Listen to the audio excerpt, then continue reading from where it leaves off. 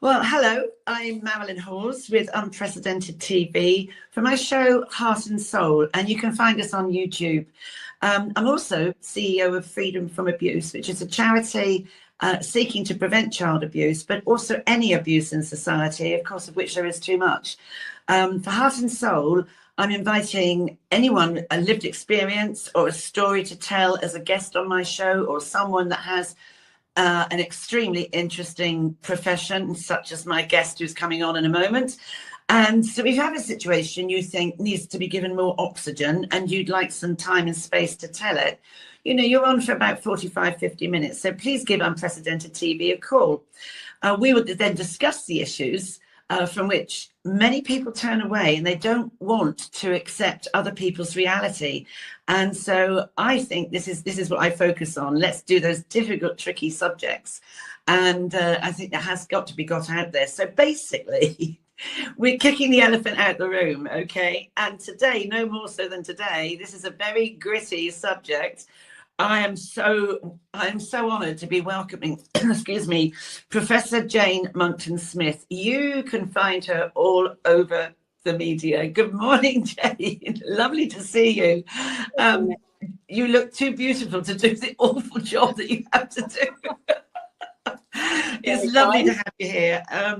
So Professor Jane Monckton-Smith, I think I've got the title right, Professor of Public Protection at the University of Gloucester, but also a forensic criminologist and absolutely majoring on domestic homicide.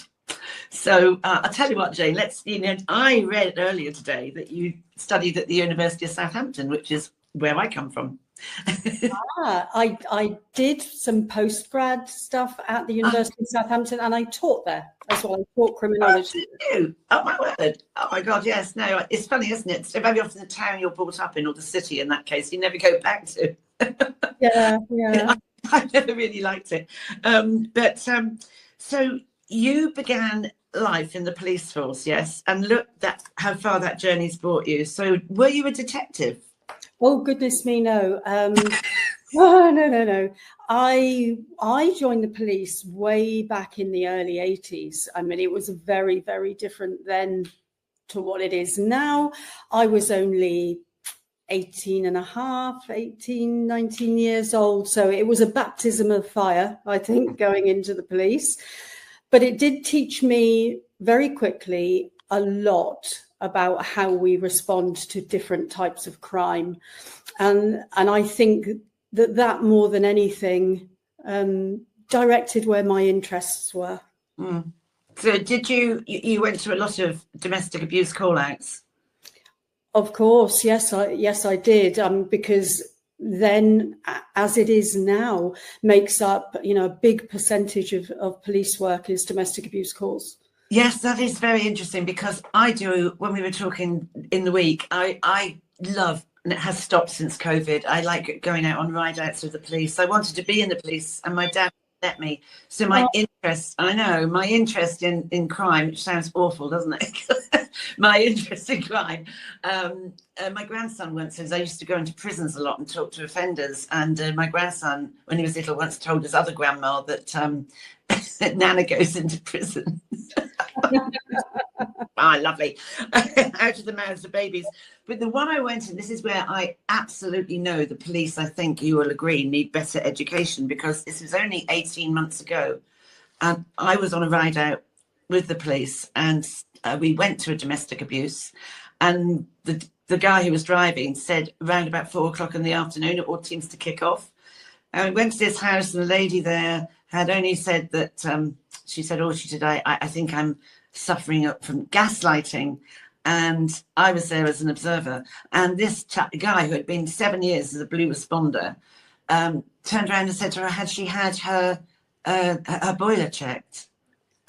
Oh, do you know that? That is funny, and it sounds like it should be in a comedy routine, doesn't it? I mean, it's totally outrageously inappropriate, when especially terms like gaslighting, now we know what they are. The police get trained in this kind of thing, and if he doesn't even know the basic language of the type of crime that he's dealing with, that's really concerning.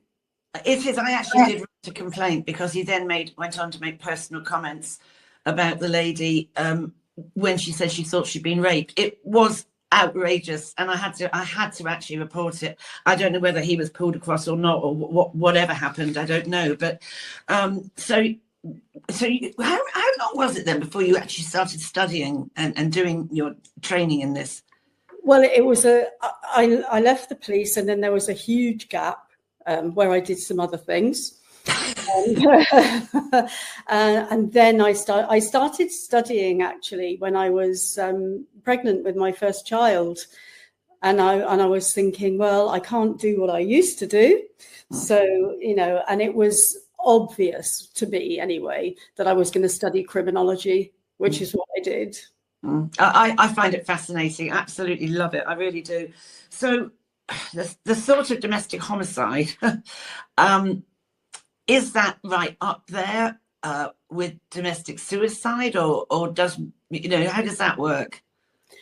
Well, my work has focused specifically on fatalities related to domestic abuse. So I started looking at homicide, and more recently, but years, I have been looking at the number of, especially women, who take their own lives as a result of domestic abuse, especially coercive control.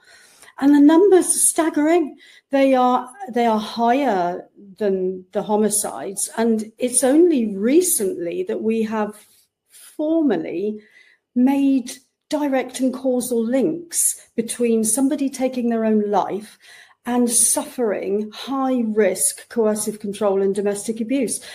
The first coroner's decision, which was considered a landmark decision, was in 2022. And that was in relation to the suicide of a young woman called Jessica Laverack. And I was thinking, it's not rocket science that if somebody is living with awful high risk abuse, that of course suicide is going to come into their head, especially if they feel they can't escape it. So I was very, very shocked when I first looked at the numbers. Now, another shocking thing then about this, we weren't even counting them. So we count suicides. We've been counting suicide for a long time.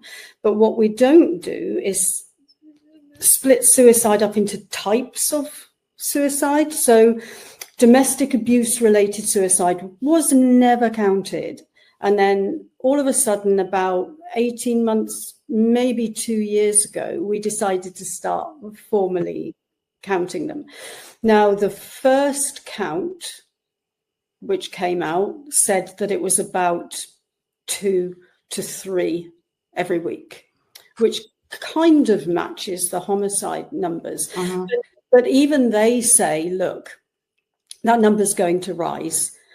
And not necessarily because more people are going to be taking their own lives, but because we're actually starting to recognize it now. We're looking for it. We know what, the signs and the history is. So there was some more research done in 2023, which put the number at potentially 34 a week, which, so, so between that's suicides because of domestic abuse related suicides only.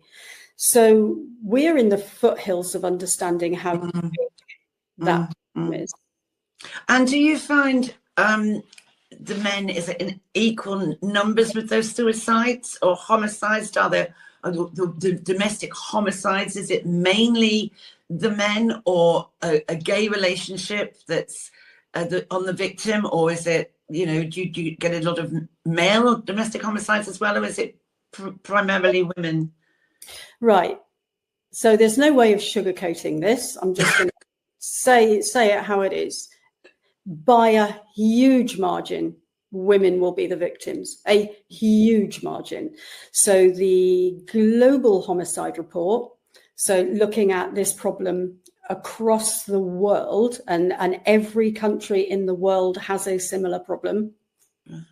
82% of victims will be women killed by a male partner or relative. So when you ask, who is it mainly? It's mainly women.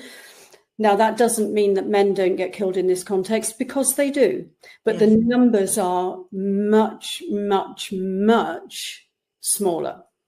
And is that the same sort of count for the suicide? The men, I mean, I had 19 years in coercive control, so I absolutely relate to what you're saying, that feeling of entrapment.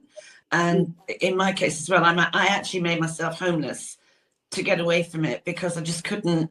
It is, and it's a thing that the people who haven't been there, people who don't understand it, you have got nothing to show, have you? There's nothing. You've got no bruises. You've got nothing. And I mean, I've often thought when I was going through it, would I rather have been physically abused than this? And at the end, towards the end, it became physical. And I was in such a mess, I didn't know which I preferred, but I just had to get out. And it also takes people to understand how long it takes to get over it, do they? They don't. I think it's the old narrative then of what domestic abuse looks like. We expect it to be a woman sitting in the corner crying, covered in bruises. That's the picture we get in our head, isn't it, when we think about domestic abuse? And certainly, you know, that's true, that happens as well. But I think the real trauma of domestic abuse doesn't come simply from being physically injured. No. It comes from, and I think you just said the word, entrapment. I can't get out of this, and even if I do get out of this, they're still going to be there. They're still going to be following me, punishing me. You know, I'm still scared, stalking me. If you've got children with them, that's going to be lifelong. So leaving is not the end of domestic abuse. It's the start of the next phase. 100%. And that's what happened to me when I had the audacity to leave. Which he never saw coming, even though I told him. I'd be in his shops. I'd suddenly find him looking over my shoulder. One night, we had a downstairs cloakroom, and I had the little casement window open, and I went down there, and his face was in the window, in the casement window. And I'm not a violent person, but I punched him in the face because I was so shocked and horrified. And yes, the stalking, he would sit at the end in his car at the end of the road. He even cut down the hedge of the house that I'd finally moved into, having been sofa surfing at a friend's house, cut it down so he could see me from where he was parked. And in the end, of course, he had an injunction. But it is, as you say, the second stage. So there has to be, I have read your book on control. I think every single person, man and woman, should read it. It's an easy read because you haven't made it all academically. It is an easy read, even though it's a difficult subject. But everybody, I believe, needs to read it. And I know Charlotte has my producer has a photograph that she's going to put in, because it is such an interesting read. So because you don't. I know how it builds up, but can you explain to people that timeline, which is actually quite scary?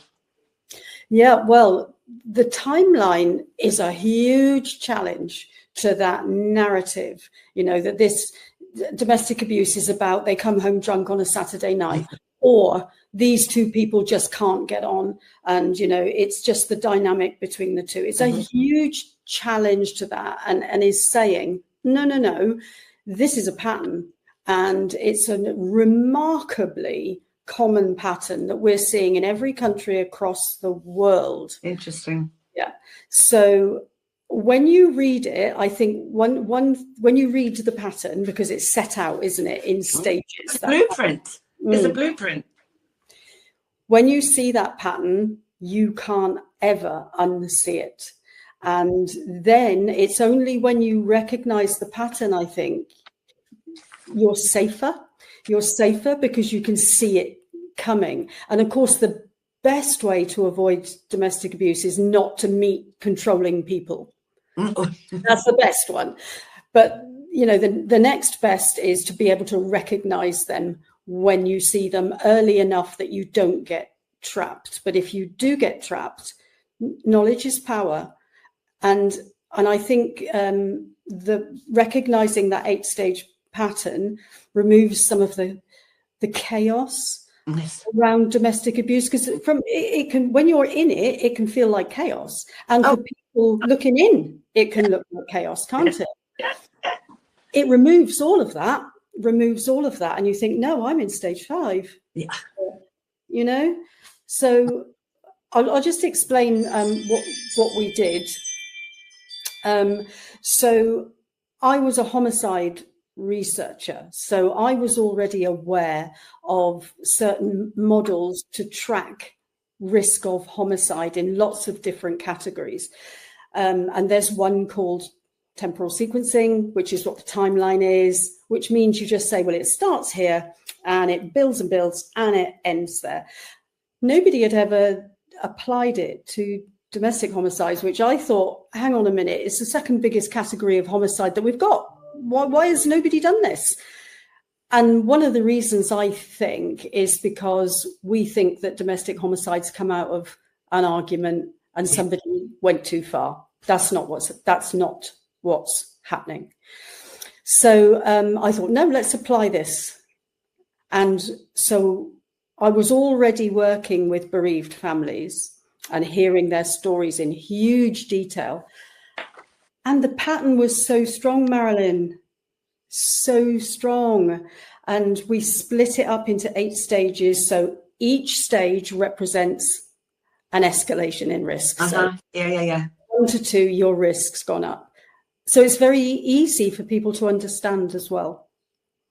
Well, yes. It was funny, actually. I was talking to someone the other day and they were telling me this story. And I just said, I already know what your next sentence is going to be.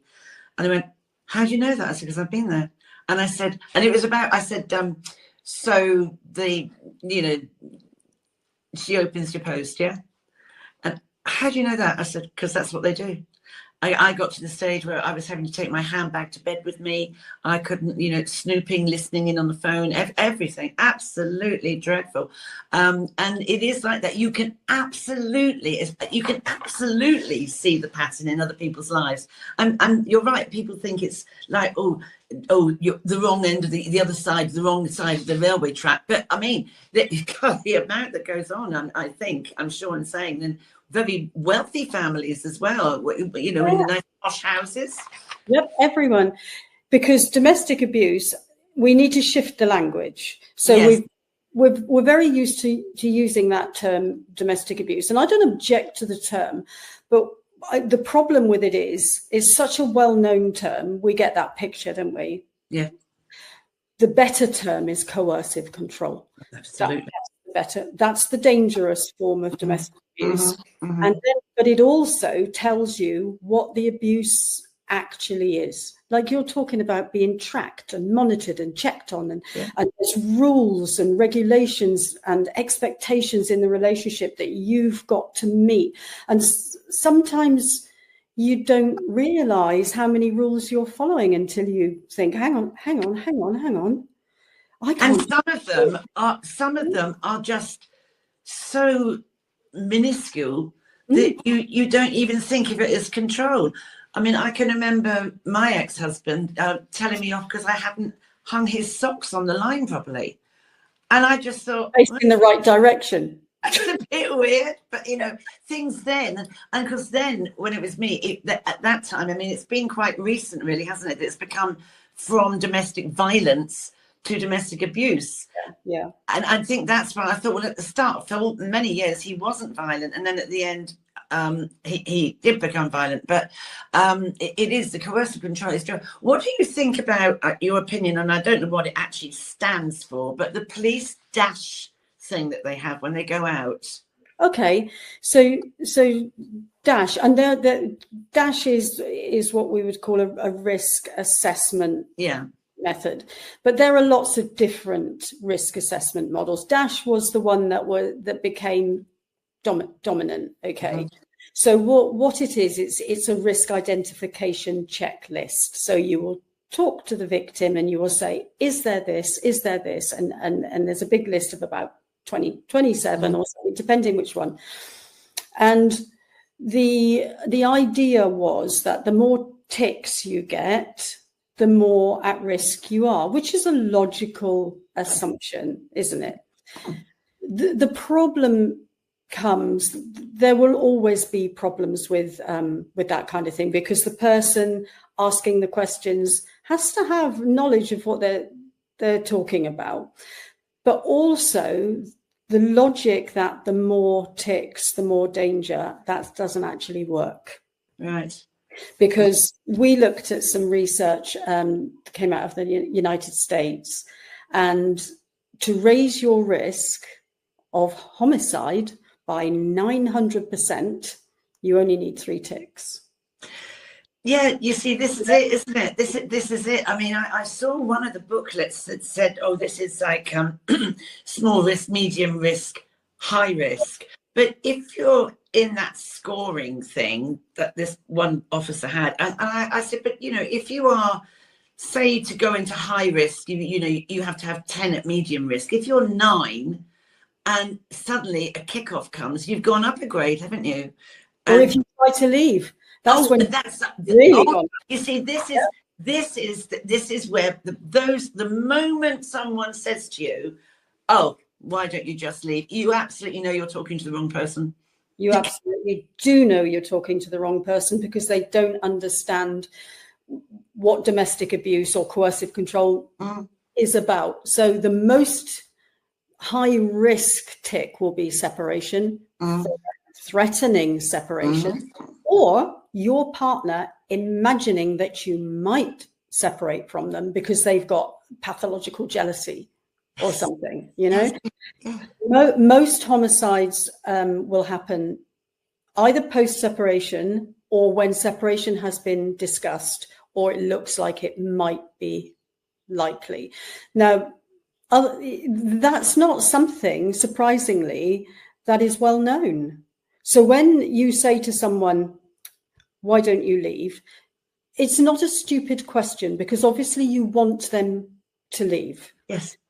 But it's that lack of recognition that, okay, this is a process. Leaving isn't a thing you do. It's a process that happens. And are you prepared for the next part of this abuse journey? That's right. And I've said to people as well, because I actually do deal with domestic abuse victims, and those also that are, because as I said earlier, freedom from abuse is about all abuse, and those who are thinking of going. And I said, if you're thinking of going, you need to make sure you've got all your paperwork and your passports and your bank stuff, everything, your contacts, your keys, everything squirreled away somewhere so that you can pick that bag up and run. I mean, I ran at 11 o'clock at night, and I've had all sorts of things. I had some stuff put in this friend's house and some in that friend's house. But my personal paperwork and that of the children, I literally kept close. Because when you literally have to go, you can't faff around, can you? You can't go, oh, excuse me a minute, I'll be gone in half an hour. No, it's actually, you know, obviously I'm looking at the more serious end of the spectrum all the time. But my advice, and, you know, you can disagree with me, but I would always say to somebody who's thinking of leaving their partner, leave first, then tell them. Oh, wow, yeah. Yeah. Because we've had some very, very serious situations where they've discussed leaving because they think that's the reasonable thing to do, and they're a reasonable person. And then they stay living together until the lease ends or until they sell the house.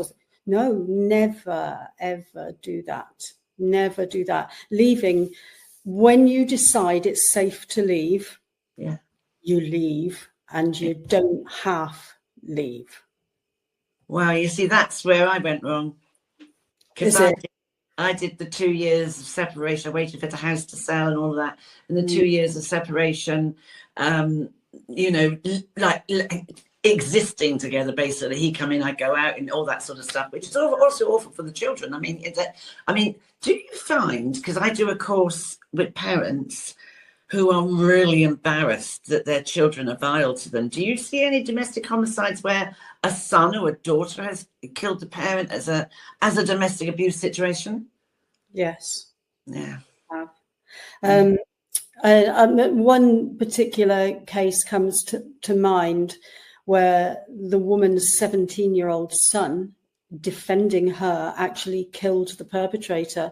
He was charged with murder at 17, but the jury found him not guilty, which is probably the very best outcome. But that poor young man has to live with that for the rest of his life. And I don't know if you have seen a case that has just been in court very recently, last couple of weeks. And this is slightly different, but the perpetrator had got the child, I think under 10 years old, to be part of the homicide, literally part of the homicide. So, nobody's safe when these people start thinking in this way, especially children. No, I mean, they do use children as part of their weaponry, don't they? They definitely do. And it's collateral control somehow, that they really think you're not going to, and that is the trouble, isn't it?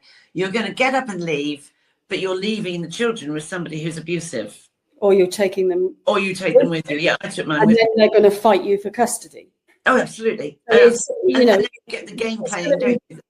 They're not going to pay the maintenance. So you are the one that has to go into court. You're going to pay for the court. So in the end, they try and bankrupt you.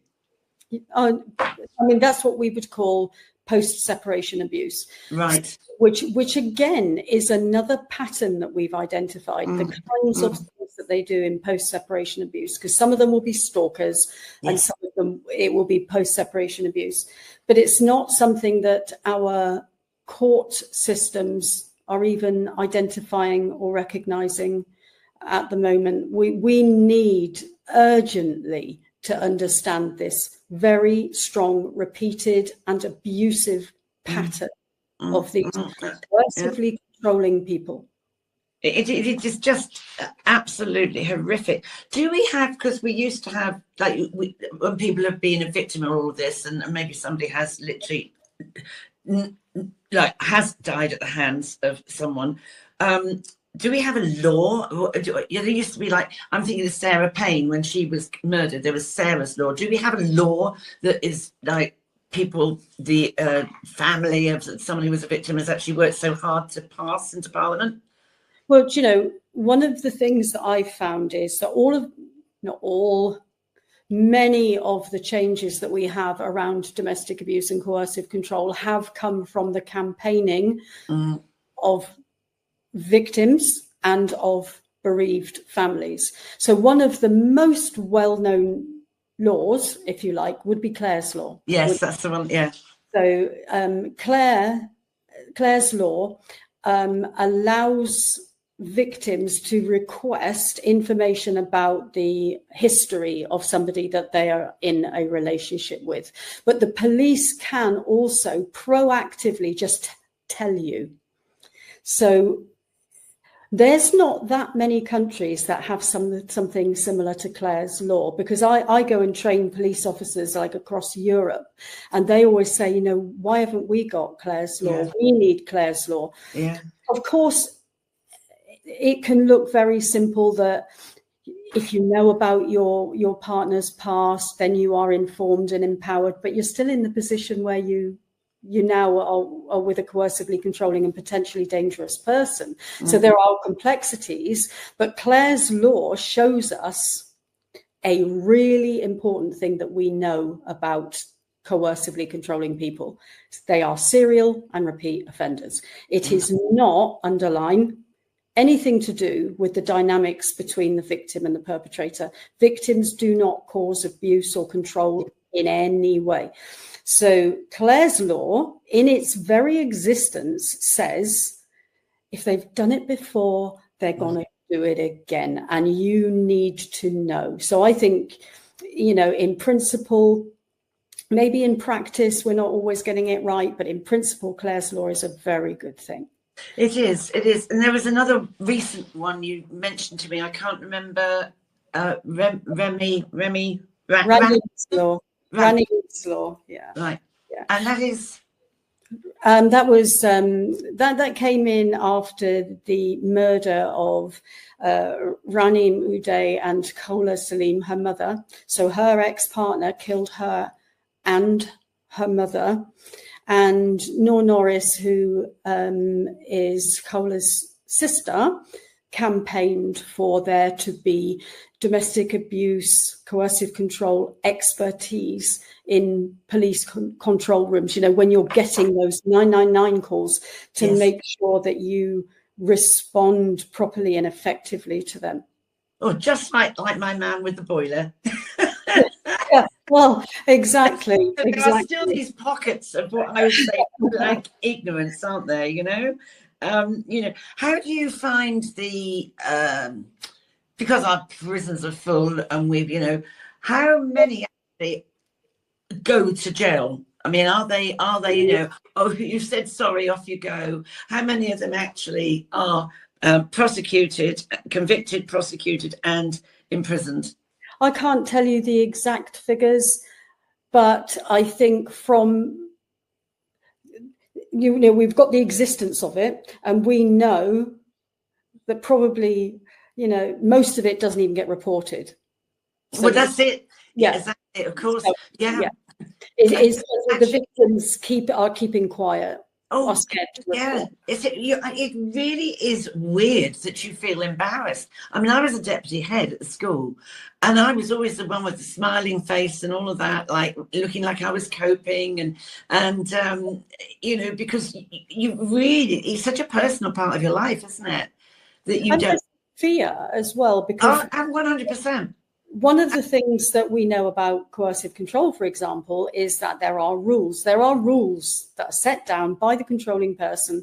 One of the big broad rules, there's ones about jealousy always, but there's ones about loyalty as well. Yes. So you will never speak badly of me. You will never disclose. You will never call the police. And if you break those rules, there are consequences for you. Yeah. So it's all very, you know, it's all very complex. But so we know that the vast majority of control and abuse is not reported.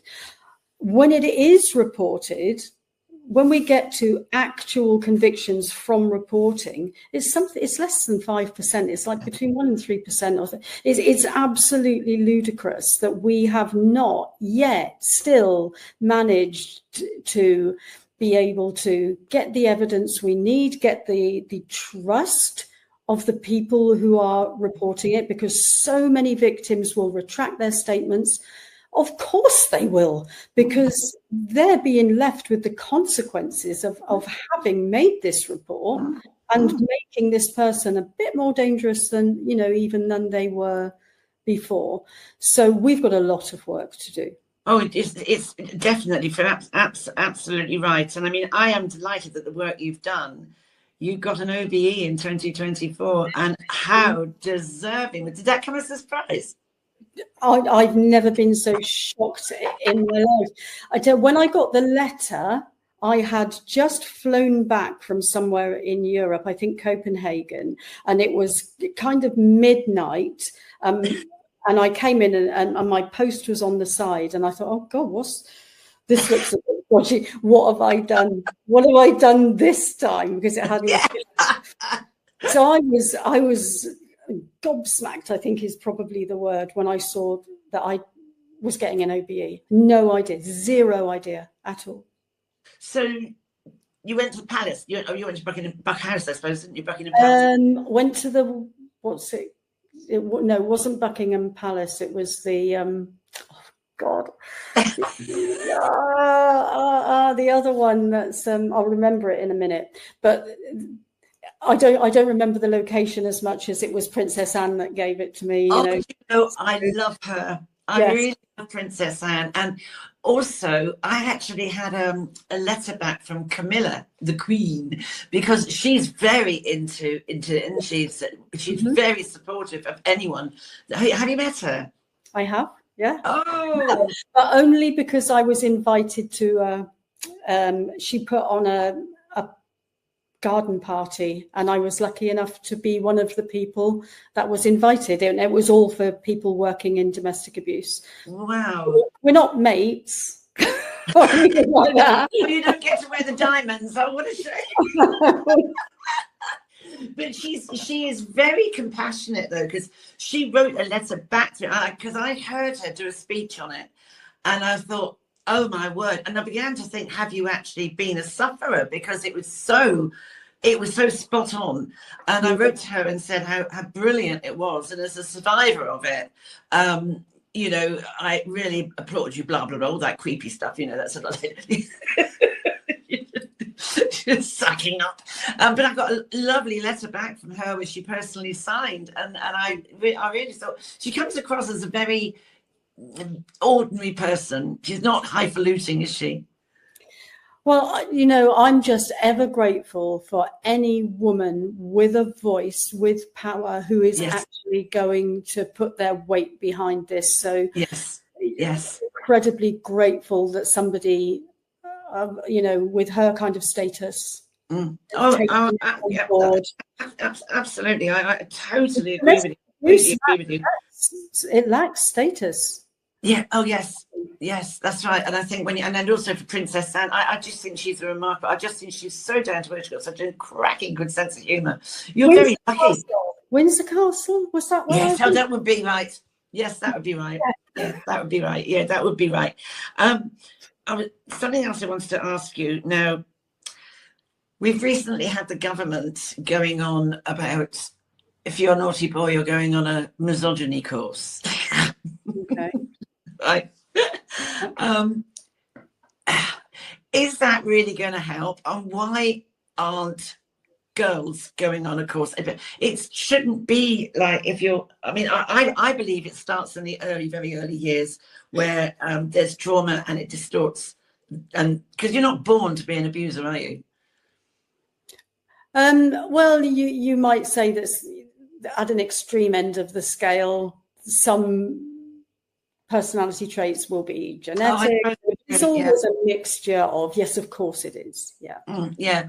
And yes, yeah. No, I suppose, yes. Well, we learn it. Yeah.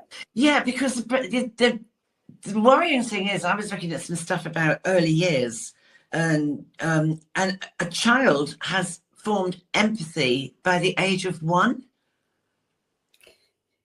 Yeah. According to its, you know, obviously the parenting and how loving the parents have been. So children that have been born into a domestic abuse situation where their trauma, and I mean, I was quite, it was something to do with the subconscious mind of a child. I was reading by some professor over in America, and it leapt off the page at me that empathy is formed by 1. Well, I have a very particular view about where coercive control comes from. Right. So I think there are, from the research that I've looked at, there are 2 key groups who are likely to be coercively controlling. The first group are those people who are socialized, shall we say, or learn through their culture, through their religion, society, whatever, what the rules are regarding relationships. Okay, so that's your big group.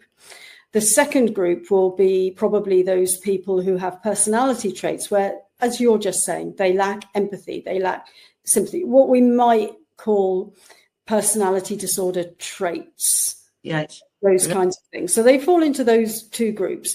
But both of those 2 groups, it's about entitlement. It's about, I am entitled to dominate you or to control you. Now, they might think that because that's what society or culture has told them. And that is our bigger problem. So when you talk about misogyny, it is a huge part of domestic abuse. So, but it's not necessarily, some people don't even recognize how misogynistic they might be. But if you adhere to what we might call a traditional view of marriage. Let's keep it simple. Now, that traditional view of marriage across the world is that the man is mainly in charge and the woman takes a more submissive role. I'm being very broad here, obviously. Now, you would think, and I've heard a lot of people say, that that's a really nice traditional approach to relationships. It's the most dangerous approach that there is, because that approach tells that person, I am entitled to dominate this other person. And then if they don't follow my rules, I'm not getting what I'm entitled to. Yeah. And that is where the root of many of our problems are with coercive control, I'm afraid. So when you mention misogyny, and it's not a popular word to throw around, is it? A lot of people will come back at you and they will say misogyny is not a problem, or misogyny and misandry are equal problems. You'll get all sorts of pushback. So it's a fact, I'm afraid.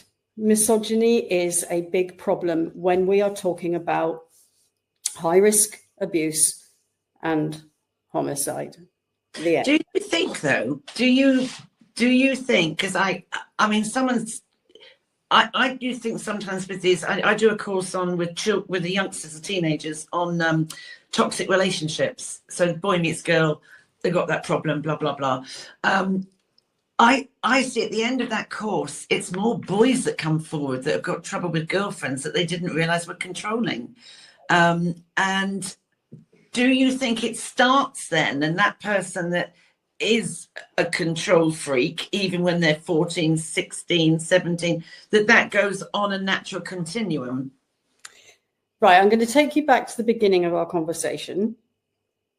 We have a problem with men killing women. Right. All right. Yeah. I think I made that absolutely clear. Yes. Yeah. So men who are controlling may feel more entitled to control.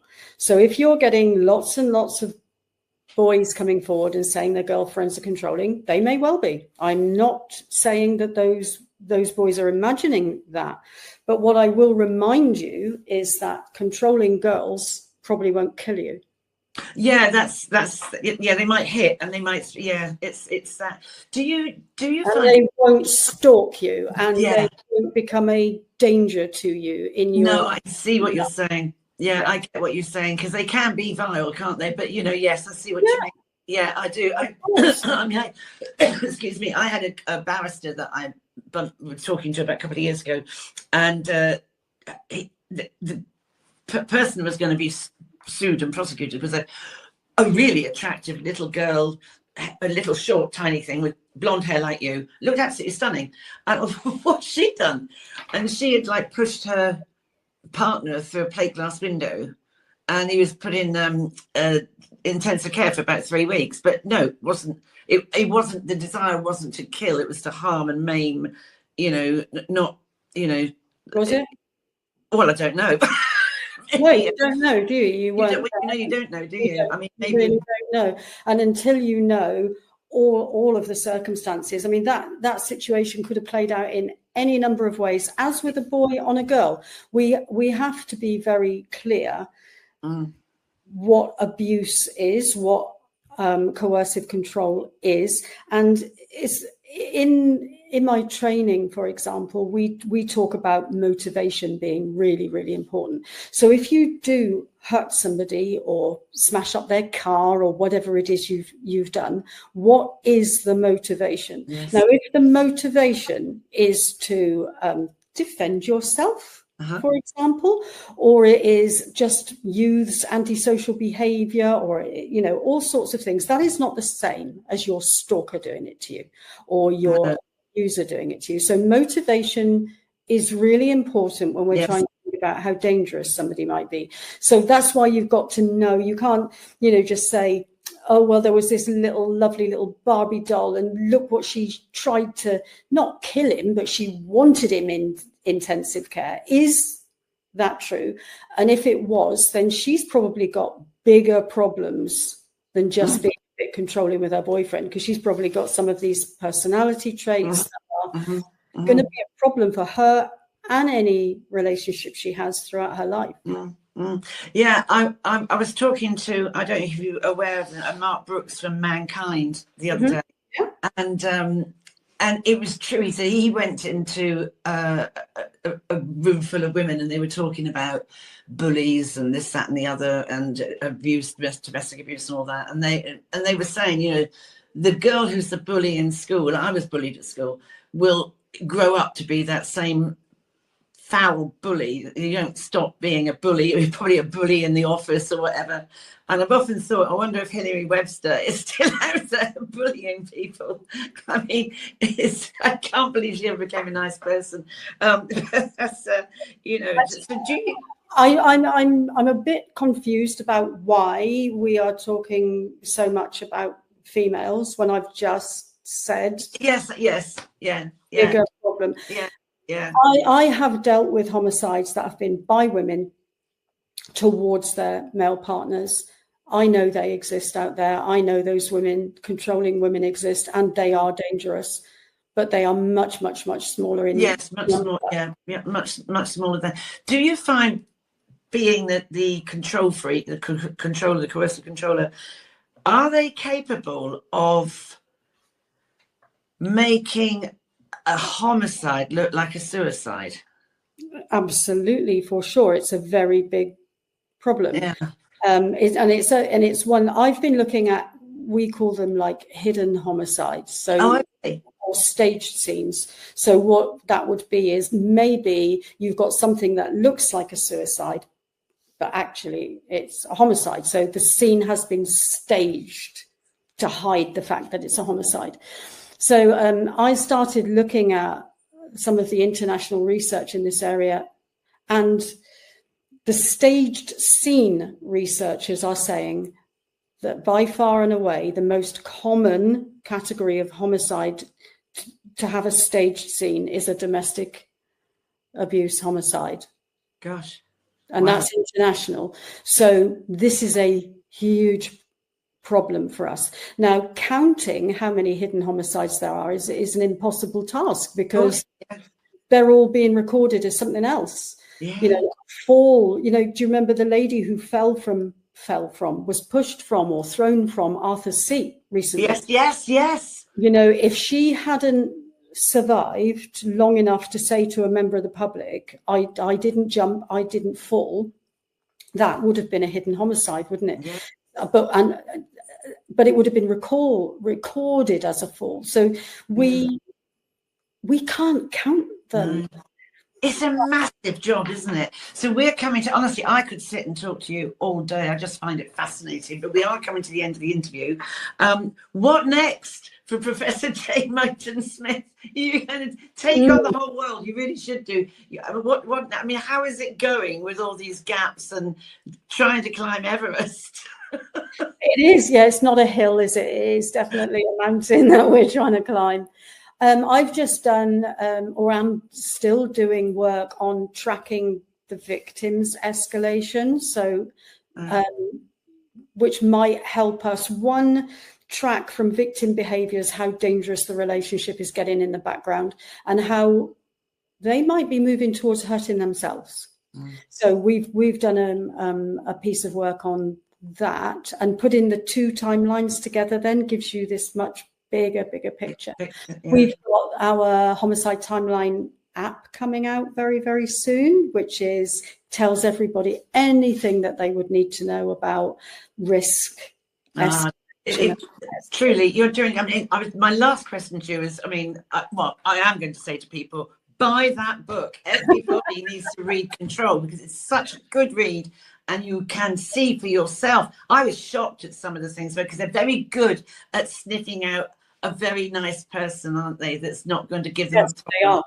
You know, they're very, very sharp at finding their victim before they've become a victim. It's chilling. And your book sets it out brilliantly. Control.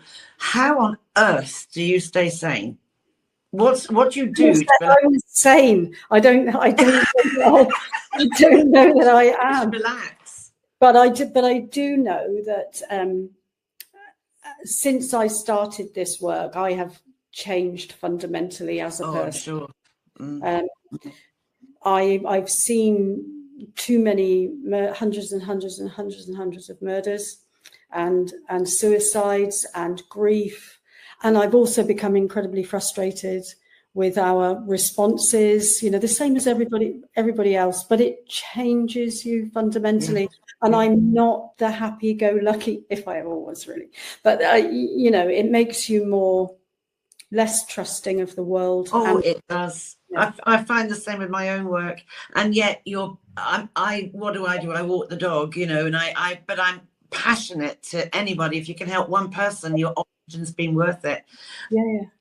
Honestly, Jane, I cannot thank you enough. I always want to end with hope, and what you are doing is so hopeful for people in this situation. And I'm absolutely delighted you came on today, and carry on with the great work, because you are saving lives. You are, but you haven't got a benchmark to how many that you have saved, but they will be out there. They will be out there. And I think I've learned a lot. I really thank you. And so, what can I say? What can I say? Thank you. Thank you for having me on. The Queen of Homicide. We need to end it. We need to stop the homicides. And absolutely. Well, look, thank you so much for your time. And thank you. And bye for now. And we will catch up, because we are still going to be in touch with stuff. We've known each other a long time. So bye-bye, and thank you so much. Bye-bye. Bye, Marilyn. Bye-bye. Bye. Well, that was Professor Jane Monckton-Smith, and what some wonderful advice, and certainly a no-nonsense lady, was she? She certainly knows how to, I am confused that we're still talking about women. I mean, got my hand smacked there. Anyway, I can't thank her enough. I'm absolutely honoured that she came on, and I hope you've learned for it to watch out and help the people around you. Buy that book, please, Control. And so this is Marilyn Hawes signing off with Unprecedented TV with her programme Heart and Soul. The next one is going to be with 3 Dads Walking, number 3, Dads Walking, the gentleman whose daughter sadly took their own life. I know I do have some dark subjects, but that's the way to change people's minds and their thinking. So bye for now, and see you again soon.